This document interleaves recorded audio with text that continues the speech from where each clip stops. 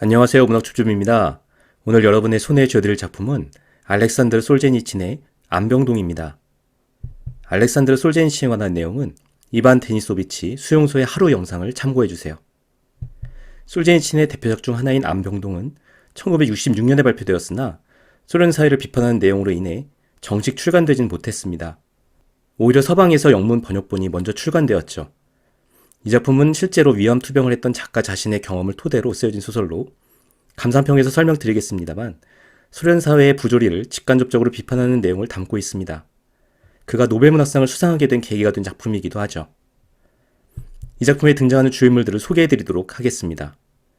주인공은 파벨이란 남자로 암 선고를 받고 암병동에 입원합니다. 그곳에는 동료 환자인 올레크, 예프렌 등이 있고 의사인 돈초바 베라가 있습니다. 또 간호사인 조야가 있죠. 올레크는 베라 조야와 각각 연인 사이가 됩니다. 이 작품의 줄줄거리를 소개하도록 하겠습니다. 소련 공산당에서 꽤 위치가 있는 간부였던 파벨은 의사 돈초바로부터 암 선고를 받고 암병동에 입원하게 됩니다. 갑작스러운 판정을 받은 환자들이 대개 그렇듯 그는 실감을 하지 못한 채 일단 병동에 입원을 했는데 같은 병실에 있는 사람들이 마음에 들지 않았습니다. 특권 계급에 특권 의식에 젖어있는 파벨의 눈에 제일 거슬렸던 자는 예프렘이란 남자로 그는 괜히 병실을 어슬렁거리며 비아냥대는 자였죠. 한편 같은 병실에는 올레크 코스토글로프란 남자가 있었는데 2차 세계대전에도 참전한 적이 있던 그는 스탈린 치하에서 유형을 선고받기도 했었습니다. 올레크는 유형지 생활 중에 암이 발견되어 이곳 안병동에 입원 생활을 하게 된 것이었죠.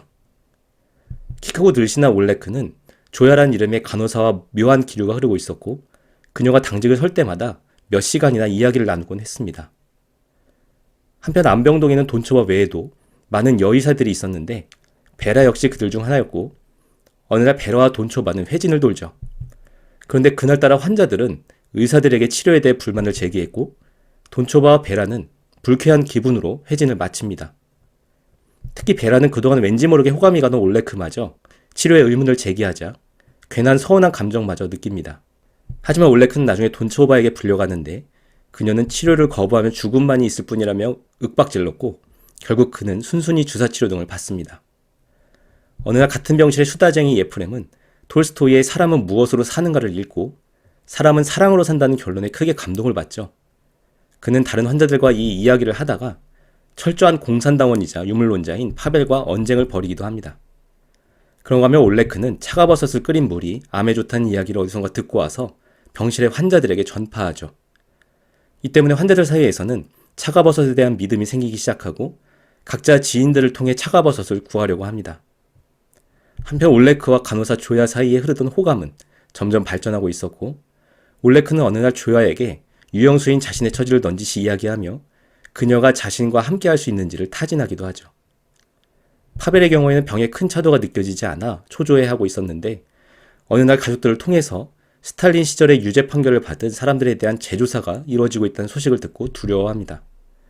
사실 그는 스탈린 치하에서 감찰 업무를 했었고 많은 사람들이 그의 손에 의해 유죄 판결을 받고 형을 살고 있었기 때문이었습니다.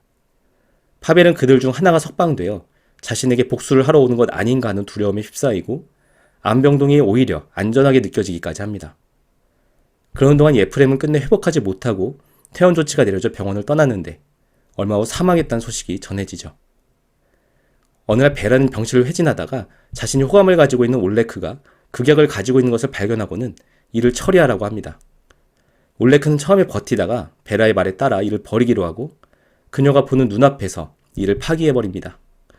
얼마 후에 그는 이제는 연인 사이처럼 발전한 조야를 통해서 자신이 여성 호르몬을 맞는 치료를 받고 있음을 알게 되죠. 그래서 올레크는 조야와 짜고 그에게 여성 호르몬이 아니라 남성 호르몬을 바꿔치기해서 투약을 받기 시작합니다. 그러다 어느 날 올레크는 치료의 하나로 수혈을 받게 되는데 베라가 시술을 하게 됩니다. 그는 단도직입적으로 베라에게 자신에게 여성 호르몬 처방을 하고 있지 않냐고 묻고 베라는 꼭 필요한 치료라며 설명을 합니다. 그 과정에서 올레크도 내심 베라에게 애정을 느끼게 되고 두 사람은 다툼을 멈추고 화해를 하고 그날 이후로 올레크와 조야의 사이는 서서히 멀어져 가죠. 그런데 베라는 호감을 느끼던 올레크가 그동안 간호사 조야와 그렇고 그런 사이였다는 소문을 듣고 그를 쌀쌀맞게 대합니다. 하지만 베라에 대한 올레크의 애정은 점점 깊어갔고 그는 좀 더 적극적으로 베라에게 다가서려고 하죠. 한편 파벨의 특권 의식은 투병 중에도 병안하지 않았고 평범한 병실 환자들과 언쟁을 벌이기도 하면서 점점 암병동의 정을 떼어갑니다. 그러다 마침내 파벨과 올레크는 각각 완치 판결을 받고 퇴원을 하게 되는데 파벨은 가족들과 함께 차를 타고 미련 없이 병동을 떠납니다. 하지만 올레크는 쉽게 병동을 떠나지 못하는데 그가 호감을 가졌던 베라와 조야는 각각 퇴원 후 갈 데가 없다면 자신에게 오라고 합니다. 퇴원을 한 그는 시내를 구경하면서 유영수인 자신의 처지를 새삼 절감하게 되죠. 올레크는 베라의 집 앞까지 찾아가지만 그녀와 자신의 넘을 수 없는 간극을 절감하고 그곳을 그냥 떠나버립니다. 결국 올레크는 베라와 조야에게 이별을 고하는 편지를 남긴 후에 자신의 유영지로 향하죠. 이 작품의 감상평을 공유하도록 하겠습니다. 먼저 작가 솔제니치는 왜 암병동을 배경으로 했을지 생각해 보겠습니다. 솔제니친의 대표적인 이 소설은 독재자 스탈린의 치하에 대한 작가의 생각이 잘 드러나는데 바로 암병동이라는 공간적 배경을 통해서입니다. 암병동이라는 곳은 암 판정을 받은 환자들이 입원 치료를 받는 곳인데 암이란 질병은 예나 지금이나 끔찍하고 심각한 병으로 인식됩니다. 따라서 솔제니친이 암병동을 배경으로 한 것은 스탈린 치하의 소련이 마치 암 선고를 받은 듯한 끔찍한 상황이었음을 은유적으로 표현하는 것이죠.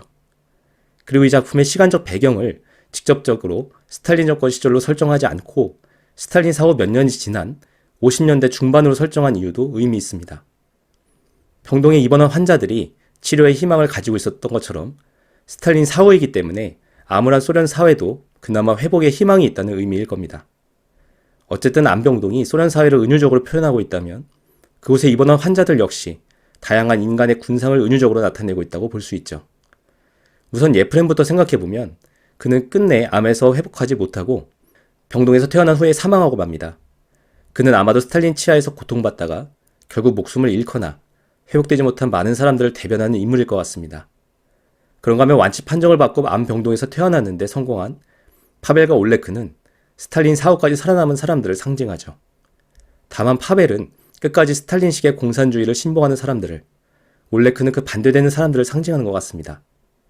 그런데 재미있는 점은 파벨과 올레크가 암에서 완치된 후에도 이전의 삶과 크게 다르지 않는 삶을 이어나간다는 것에 있습니다. 열성 공산당원인 파벨은 파벨대로, 유영수인 올레크는 올레크대로 예전의 삶으로 그대로 돌아오고 있는 겁니다.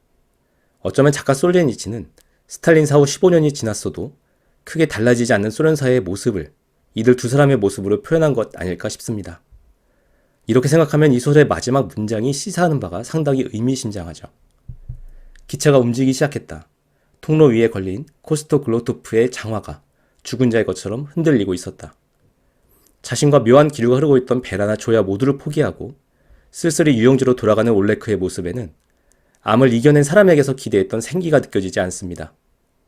결국 이 작품은 스탈린 치하의 소련을 암 판정을 받은 환자로, 스탈린 사후에 변하지 못하는 소련을 똑같은 삶을 사는 파벨과 올레크의 모습으로 표현한 것이라 할 수 있죠. 다음으로 올레크가 받은 호르몬 치료가 상징하는 것이 무엇인지 생각해 보겠습니다. 이 소설은 곱씹어보면 곱씹어볼수록 확실히 소련 사회에 대한 솔제니친의 비판적 의식이 잘 드러나는 것 같습니다. 수용소 군도라는 작품을 남길 정도로 스탈린의 철권 통치를 끔찍이도 싫어했던 그는 스탈린 사후에도 희망이 없음을 이 소설을 통해서 지적하죠. 앞서 파벨과 올레크의 이전과 크게 다르지 않는 삶이 변하지 못하는 소련 사회의 모습을 풍자한다고 이야기했는데요. 그리고 그 원인이 무엇인지를 적나라하게 드러내는 장치가 있는데 그것이 바로 호르몬 치료입니다. 암병동에서는 암을 고친다는 이유로 사람들에게 반대 성별의 호르몬을 주입하는데 남자에게는 여성 호르몬을, 여자에게는 남성 호르몬을 주입하는 시기죠. 올레크 역시 이런 처방을 받았고 그는 여러 차례 여성 호르몬을 주입받게 되는데 나중에서야 조회를 통해 진상을 알게 됩니다. 올레크는 여성 호르몬의 투여로 인해서 나중에 성적인 능력, 생식 능력을 상실하는 것이 아닌가 두려워하죠. 암을 고치겠다며 퇴원 이후의 삶을 망가뜨리는 호르몬 치료처럼 스탈린 사후의 소련을 개혁하겠다며 행해진 조치들 역시 효과가 없거나 오히려 역효과를 낸다고 지적하는 것 같습니다. 반복되는 호르몬 치료로 인해 생식 능력을 잃어버렸을 많은 환자들처럼 소련 역시 생산성을 상실해 간다는 것을 보여주는 건 아닐까요? 이런 측면에서 환자들 사이에 열풍을 일으킨 차가버섯이 상징하는 바가 있는 것 같습니다. 암병동의 환자들은 차가버섯 달인 물이 암치료에 효과가 있다고 여기고 각자 인맥을 동원해 차가버섯을 확보하는 데 혈안이 됩니다. 병동의 치료에 대한 신뢰가 땅에 떨어진 상황에서 환자들은 자구책으로 효과가 입증되지 않은 치료법에 기대를 거는 것이죠. 이는 마치 소련 사회를 혁신하기 위한 소련 정부의 조치들이 신뢰를 잃어 사람들이 제각기 살 길을 찾는 모습에 비유할 수 있을 것 같습니다. 효과적이지 못한 정책과 조치들로 인해 근본적인 변화를 이끌어내지 못하는 모습을 작가 솔제니치는 호르몬 요법으로 비판하는 것 같다는 생각이 들었습니다. 그런 측면에서 돈초바와 베라의 치료에 의문을 제기하는 환자들의 모습은 사뭇 의미심장하게 느껴집니다. 치료할 권리가 의사에게 있느냐는 질문을 하는 것이 과연 타당한 일인가? 돈초바 등 의사들은 환자들의 의구심을 이해하지 못했지만 어쩌면 작가는 암치료, 즉 사회개혁의 주체가 누가 되어야 하는지를 묻는 것이 아니었을까 싶었습니다. 마지막으로 이 소설은 사람은 왜 사는가에 대한 질문을 던지고 있다는 것이죠. 이 소설의 등장인물 중 하나인 예프렘은 등장부터 시끌벅적한 사람인데 오지랖 넓은 참견쟁이인 그는 어느 날 톨스토이의 명작을 접하죠. 바로 사람은 무엇으로 사는가라는 작품인데 예프렘은 거기서 내린 톨스토이의 결론, 사람은 사랑으로 산다는 것에 깊은 감명을 받습니다. 그래서 그는 같은 병실의 환자들에게 마치 포교라도 하듯이 이 이야기를 해주지만 대부분 시큰둥한 반응을 보였죠.